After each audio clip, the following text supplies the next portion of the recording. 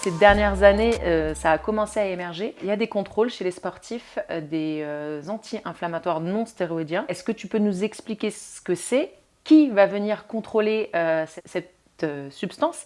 Et finalement, pourquoi le contrôle, on en est venu à contrôler les sportifs? Est-ce que c'est se doper?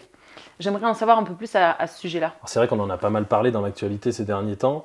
Les anti-inflammatoires non stéroïdiens ne sont pas interdits. Le dopage sur de la présence d'une substance, ça va être l'utilisation d'une substance interdite dans l'échantillon.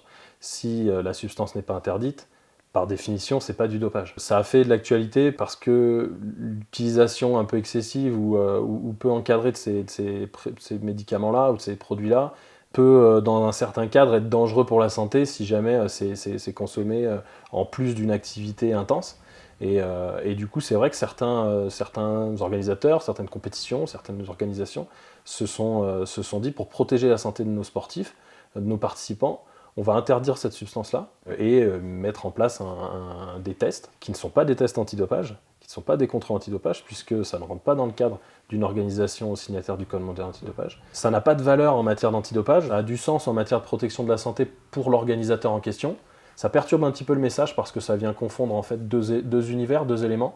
Ça peut venir même stigmatiser parfois certains sportifs qui se soignent tout simplement et qui ont eu ce conseil-là ou qui ont eu des habitudes. Peut-être que c'est une éducation à faire mais un petit peu différente à associer aux côtés du dopage.